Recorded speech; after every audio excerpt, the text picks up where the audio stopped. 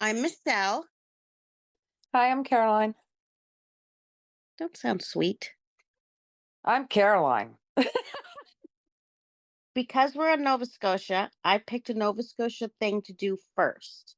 And you might have Excellent. heard of it because you grew closer to Amherst, although you're not close, are you?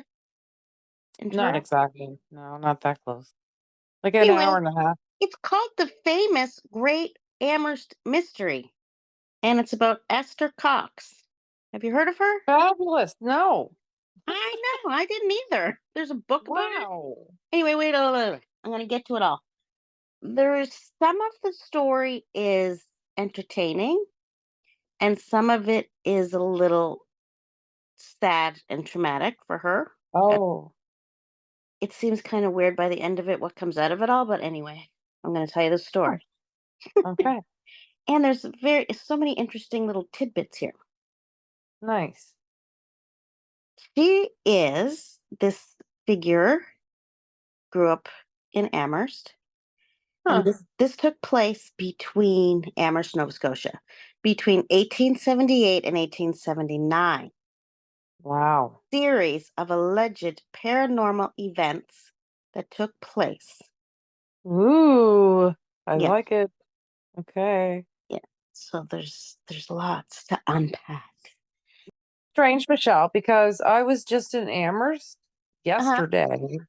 Strange. I didn't We know what you were going to tell me. we will take a detailed look at Esther Cox is her name and the events Okay. surrounding the paranormal events. She was born in 1860, and by the Huh. time that this was happening, she was living with her sister, Olive Teed, and her family in a house in Amherst. I'm going to do a Oh, sidebar here already I because know some peds. my Anyway. great grandmother was a Teed from that What? area. Yeah. Ah, I have a friend here in Truro who's a teen who I grew up with. Hmm. Nothing really remarkable or recorded about her life prior to this point when she either had just moved in with her sister recently or if she had lived there all her life. It's not really clear. Okay. But shortly before these alleged paranormal events started to occur, she Mhm. experienced a traumatic event. So it's only being described that she was attacked by a male acquaintance Oh. who, who threatened her with a gun after she resisted his advances. So, Oh. in any case, she was extraordinarily traumatized by this. Yeah.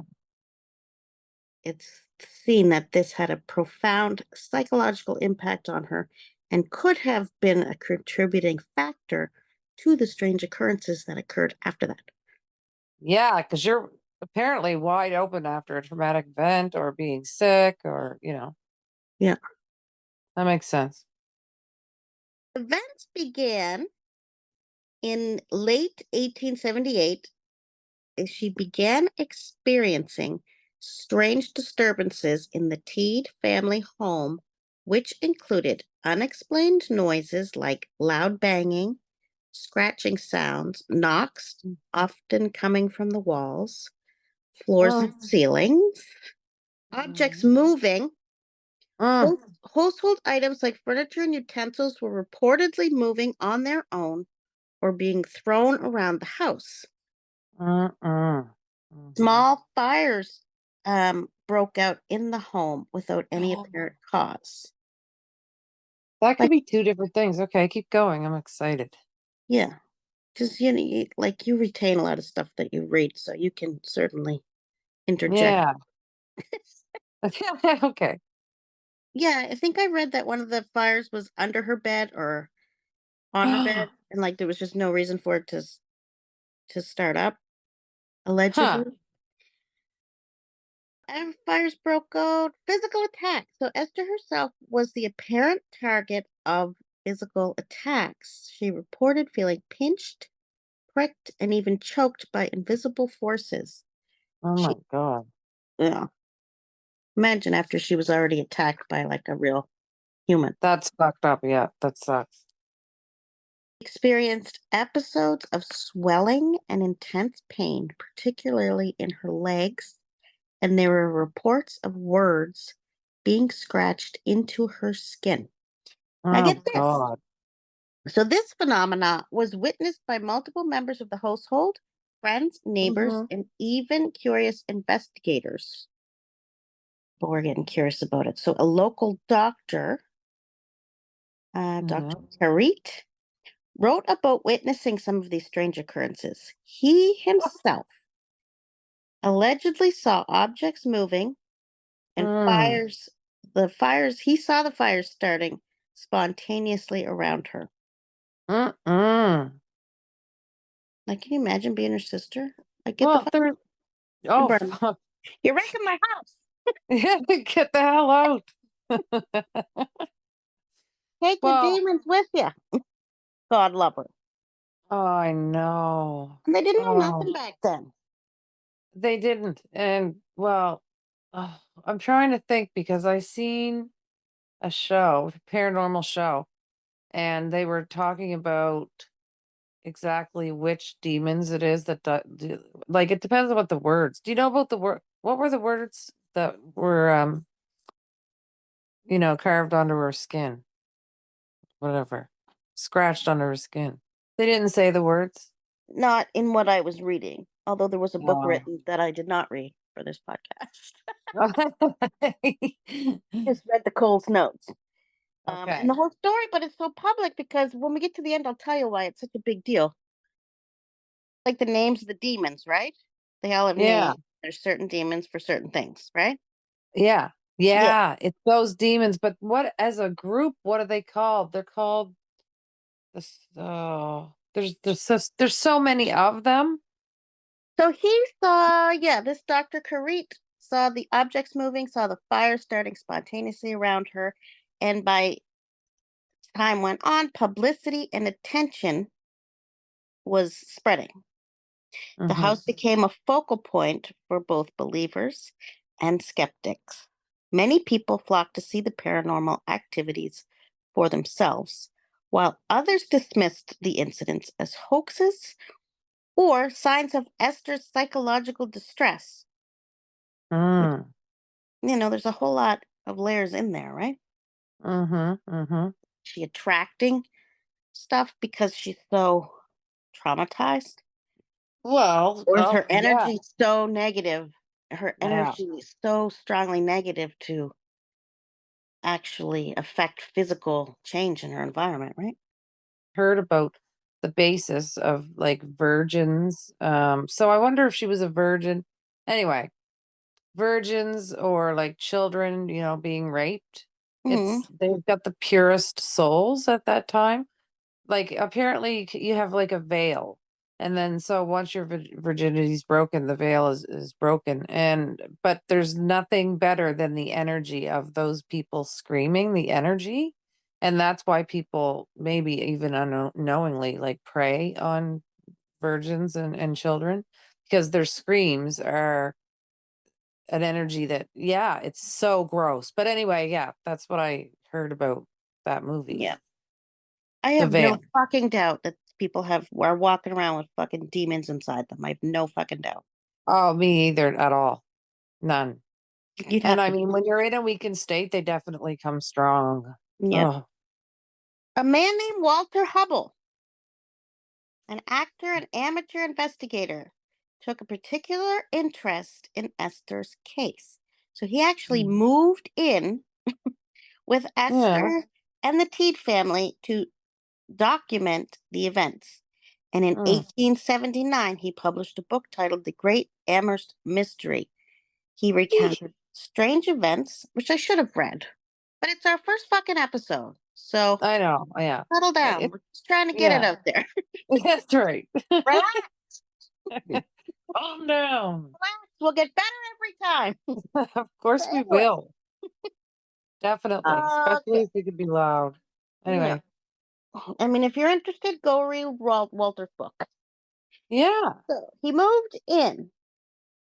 He recounted strange events and defended Esther as a victim of supernatural forces rather than a fraud. So he's observing Mm, and recording, and he cannot find a physical reason. explanation or a fault with her.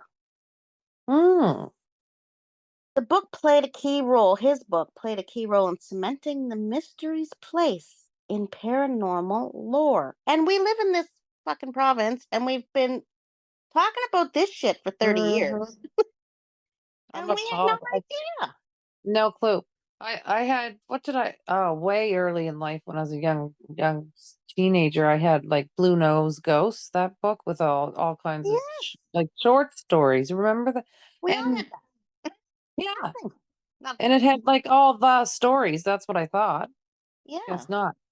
My father actually published those books for the lady who wrote them. That's why I had one. Hmm. Or you know what I mean, printed. Published. He printed them. Publish. Do you publish or print them? Print. Okay. What's your father do again? Whoop. Yeah, no. Yeah. He printed the books. That's why I have a book anyway. Right. And Mhm. it's really funny because my grandmother, who was a no, my great grandmother was a Teed. My grandmother wasn't because she had her father's name, Mhm. but she was really like psychic. Mm. It's funny that the story never came down. Like you I just know it's just a hint insane. of it. I've never heard of this in my life. No. I know it's crazy. There are several competing explanations for what was happening with Esther. Because Mm. God love her, let's remember she was attacked and she's, a teenager. Hmm. They didn't know anything. They would know They nothing. didn't. No. And another thing is like they wouldn't have had electricity. They wouldn't have had No, electricity. You can't like talk these things away with stuff like that, like, like they do now. that's right. They There's always no energy source right. like So that. that's really, yeah. Mm. Many Uh, believers in the paranormal consider the events surrounding Esther Cox to be genuine poltergeist phenomena. They argue that the physical disturbances and attacks on Esther were caused by some sort of supernatural entity, possibly mm, feeding on her emotional turmoil after her traumatic experience. Like, just it's a terrible cycle because she keeps feeding it. But skeptics are yeah, arguing that the phenomena could have been a result of her psychological state following the assault. It's possible she was suffering from what would now be called post traumatic stress disorder, and that her repressed trauma, because nobody's taken her to a therapist or anything, mhm, mhm, 1878, her repressed yeah, trauma manifested in physical symptoms or led her to unconsciously cause some of the disturbances. that could totally be the case. So there's no question it happened. There's no question these things were happening. Wow. They were witnessed by her sister, the doctor, the investigator moved in. Like these were all witnessed. Mm, It's just hard to pinpoint why. yeah, It's too bad they didn't have those things where they walk around and listen for voices. What I it called? know. EVP? That EVPs? would be EVPs would be Yeah. creepy.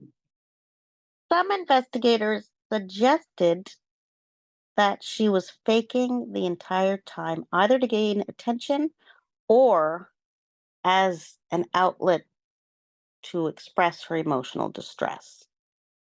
Mm, It's hard to mm. tell.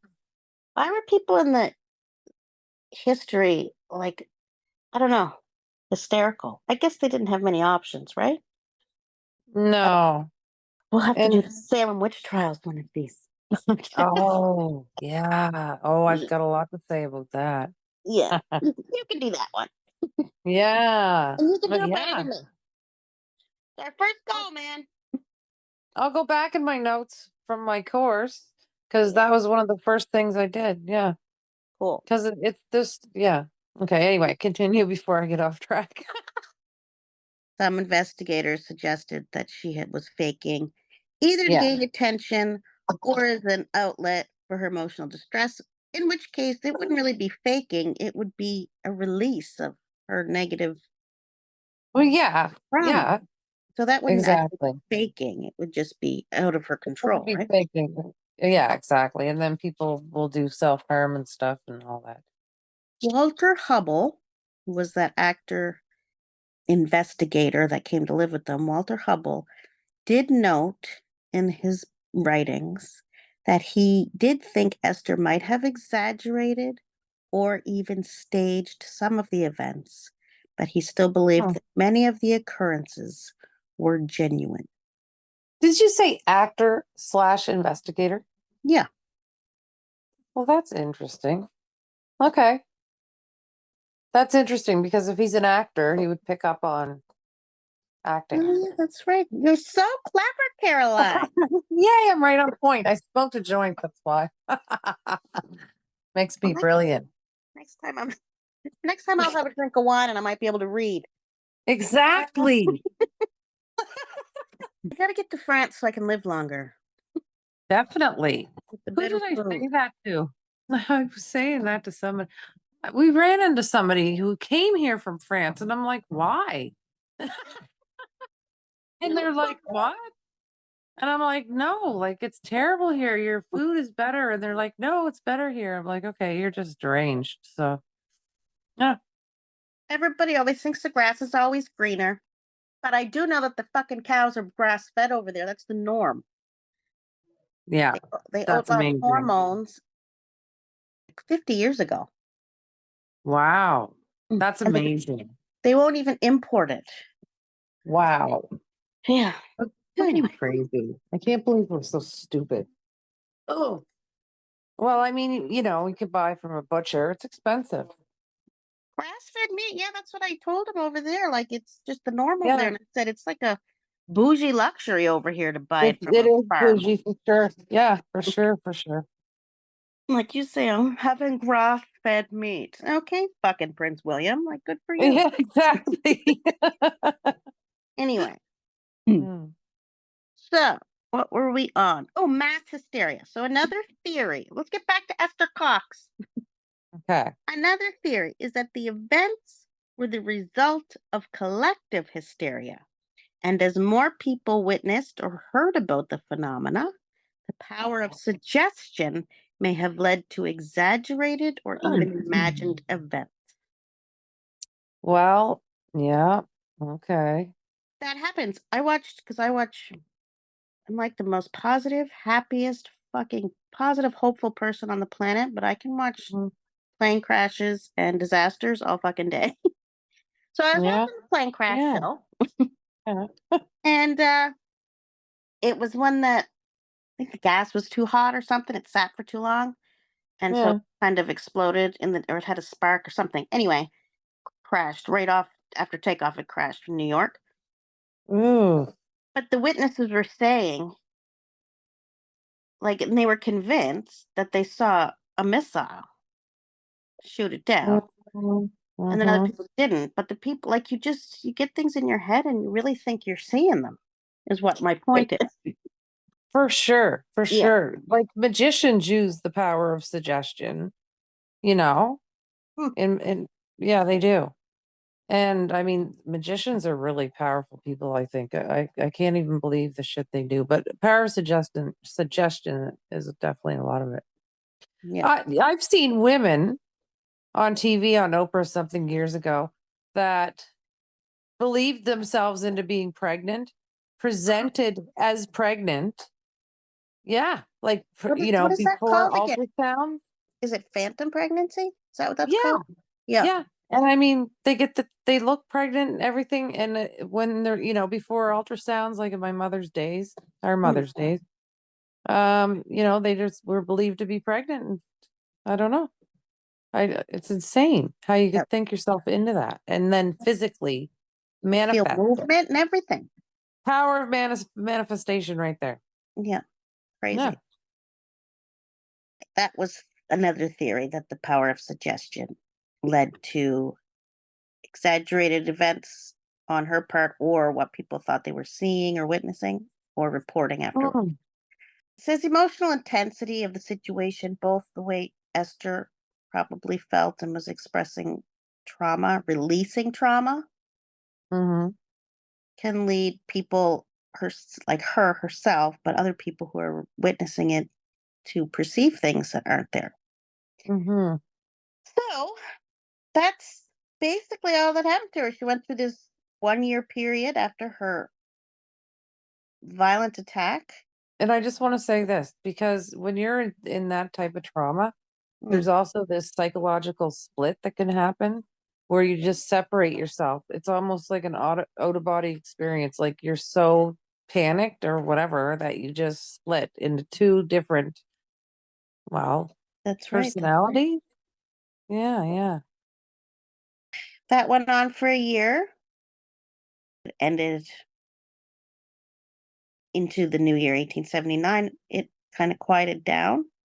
Yeah. She moved away from Amherst, and the paranormal activity basically stopped. I don't know if it went with her, but she did get married. She led a relatively quiet life after this. But the Mhm. events of those few months in Amherst continued to haunt her reputation. And this is what I'm seeing here. Because this freaks me out that we've Yeah. grown up here. 50 years we've been in this province, this tiny Yep. province. The Great Amherst Mystery has become a key part of Nova Scotia folklore. And Esther, like, remember our teachers in elementary school used to tell us Nova Scotia ghost stories? Yes. It's quite possible they told us this one and I was probably in the office. Yeah. I was probably talking. Yeah, exactly. Seriously. We Every were report making card. our own mischief. Absolutely. And Esther Cox's story remains one of the most famous hauntings in Canadian history. Despite Mm. various attempts to explain the events, the mystery has never, obviously, been fully resolved, leaving it as a subject of speculation for both paranormal enthusiasts and skeptics alike. Is there a location in Amherst where this happened, or is it just There is Amherst? there was a You're house. I did kidding. look it up, but Yeah. the house is not there anymore. Right, but The you can house, still visit the grounds. They sometimes the energy oh, but it left with her, didn't it? But well, I it don't just know. means it subsided when she left. Some of the key locations associated with the case, particularly the house where she had lived with all of her sister and the T Hmm. family, are still talked about in paranormal circles. The Hmm. case remains a fascinating intersection of psychology, folklore, and the supernatural, sparking interest from ghost hunters and paranormal investigators to this day. Now, wait till Wow. I tell you this little tidbit. So, when I was researching this, Hmm. I really thought I wasn't going to surprise you. I thought you were going to have known about it. No. So, this had taken place October 18th, and it takes place every year in Amherst, Esterfest. Yeah, it's a whole. This year, it was October 18th to the 30th. And Amherst Yeah, we celebrates got this it? big festival. Oh my God. Okay, I had no idea. I know. And I was thinking if we got this out, like we could have gone.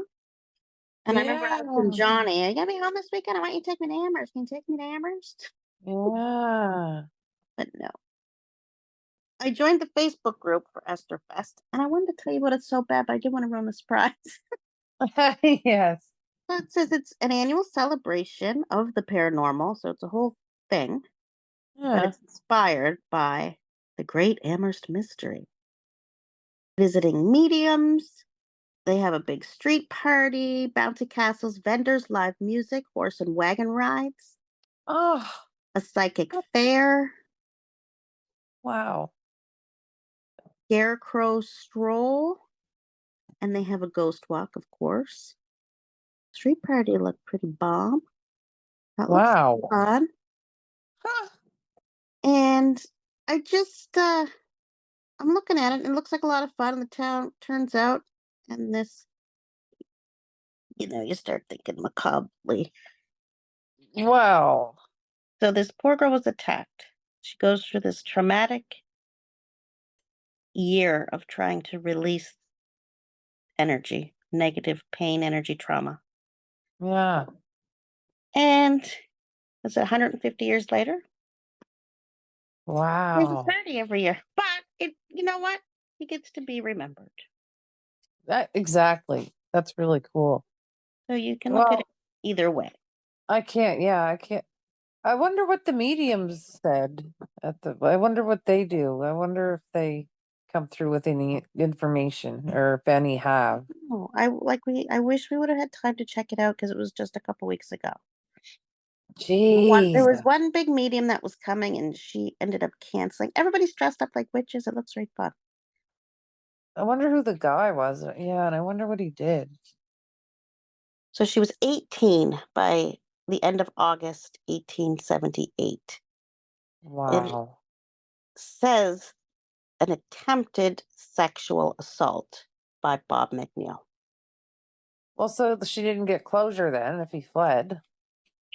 Well, exactly, because So that was what I was wondering too. Like, why didn't Olive's husband, her brother-in-law, and band of merry men go after him? yeah. But he fled. So Okay. this left Maybe her. somebody did intervene. Don't know. This left her in great distress, and that's when the physical phenomena began. She Hmm. also suffered seizures, and that's when her body visibly swelled up.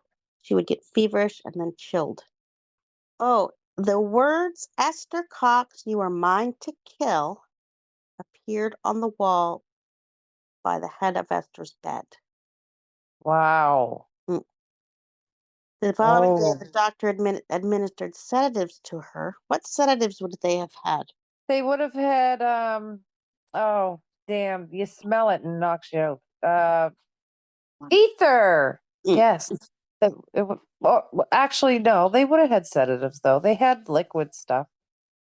Esther Cox, you are mine to kill, appeared on her wall by the head of her bed. The following day, the doctor gave her sedatives to calm her and help her sleep, whereupon more noises and flying objects manifested themselves. Attempts to communicate with the spirit resulted in tapped responses to questions. So Huh. obviously that carried on for months. Visitors came, clergymen, all reported hearing banging and knocking and witnessing moving objects, often when Esther herself was under close observation. In Huh. December of the same year, she fell ill with diphtheria. So this is interesting. Okay. Yeah. No phenomena were observed during the 2 weeks she spent in bed, nor during the time she spent recuperating afterwards at the home of her other sister in Sackville, New Brunswick. Huh. When she got well and returned to Amherst, the mysterious events began again. Oh, so she was also away from that home? Yeah, and it Yeah, said okay. there was nothing observed at the other sister's house. Right. But I mean, she had no energy at that point, so I think that's a big. Her energy is really involved in there somewhere. To have the shit go away when she's sick, it should heighten. It should heighten when you're weak. You know what I No, mean? When your body's in a because they're weakened almost state. there. Yeah. After she came back to the Amherst house, when her illness and recovery were over, it all started again. That's when the outbreak of fires started. And now she claimed to see the ghost, which threatened to burn the house down unless she left. So she moved in with another local family, but the manifestations occurred again in the new house and were witnessed by many more people, some of whom also claimed to have conversed with the ghost by questioning it and having answers knocked back.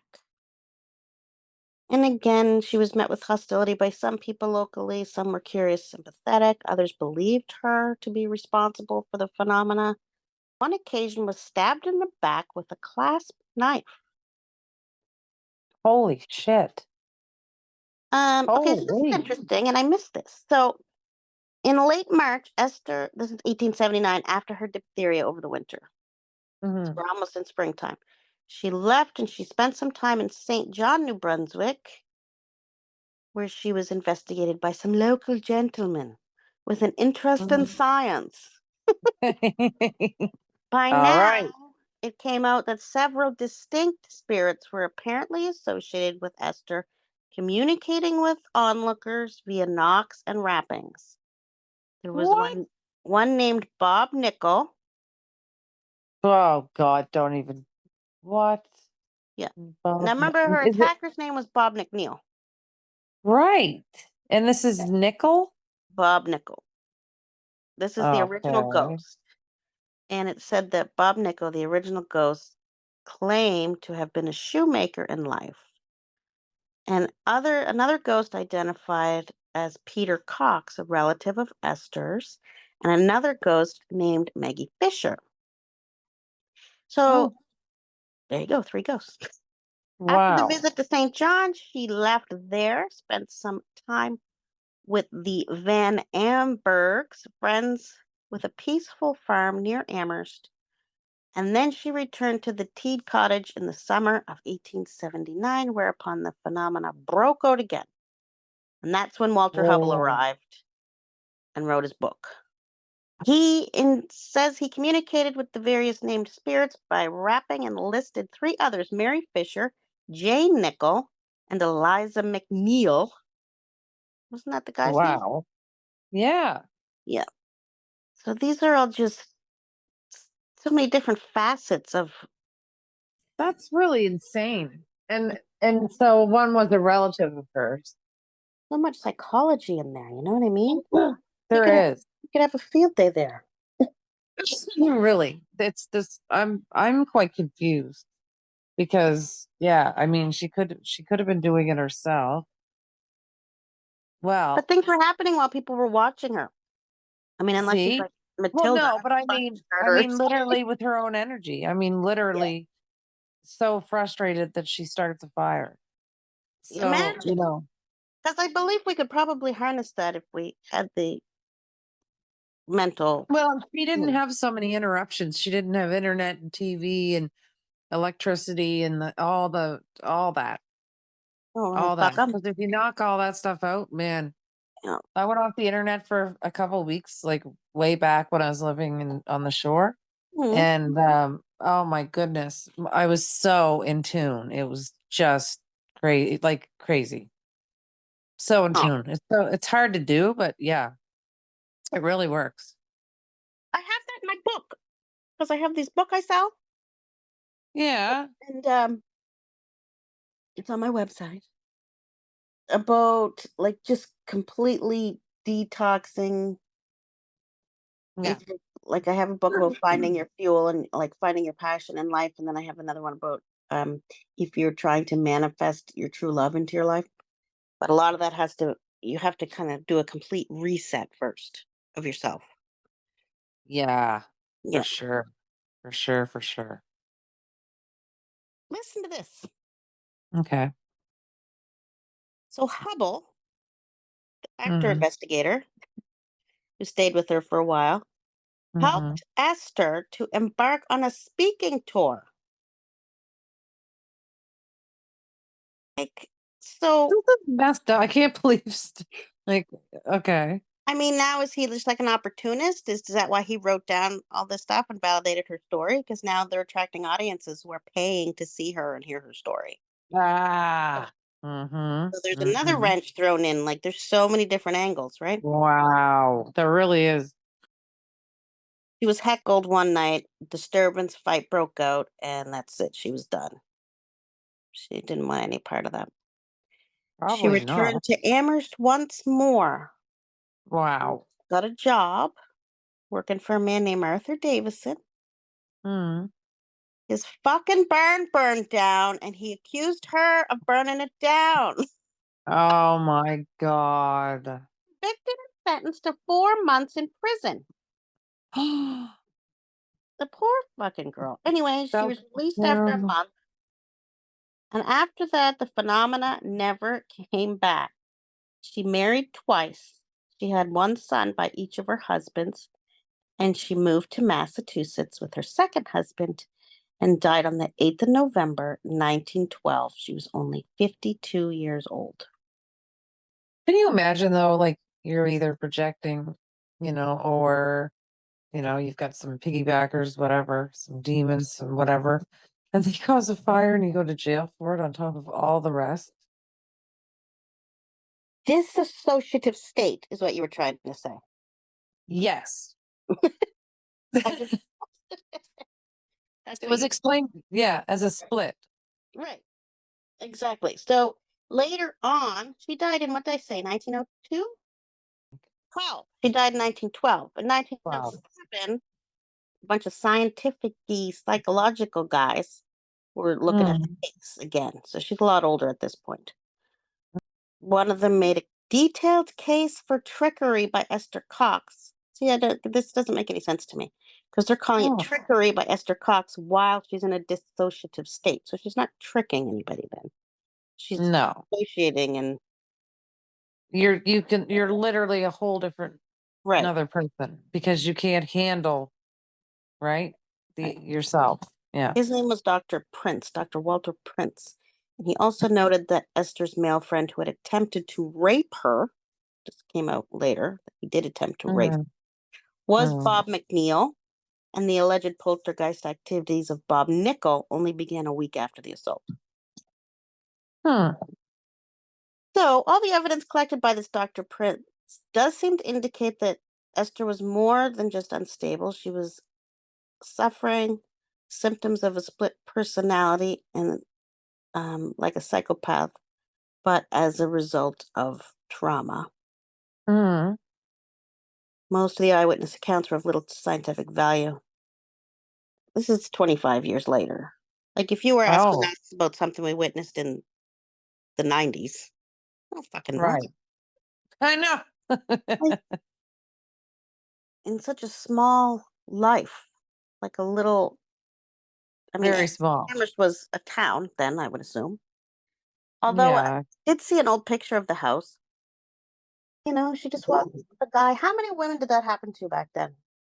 It for the first like for first hearing it, it just made me think of Firestarter. Yeah, It's pent up yeah, energy and pent up anger. energy and anger and and I mean there could have been both because Yeah, like I said, the weakened state thing, and then if you're angry and for a while, for a long time especially, you're going to the energy that comes from anger is incredible. everything Hmm. they've talked about here was probably all happening at the same time. Yeah. Mm. I'm just amazed with it. I just never heard of it before. I can't believe it. Afterfest. Esther Fest. Esther Fest. Oh my God. So, yeah, Esther Afterfest. Fest. I can't even believe that's in my vocabulary. Esther Fest. Mm. Well, I think all of it happened. And it's so shameful that someone wrote a book and tried to make money off her and all this. And he And made the money. He sold 55,000 copies of that book, that Hubble guy. wow. Yep. And that throws such a wrench into things because, And he and he's tried an to drag her actor around too. to publicly speak about it. That's just so awful. Like, Yeah. just treated her like a circus animal. So there it is. The first ever episode of Odd Broads podcast. We're going to get better as time goes on. Thanks for listening. Stay odd.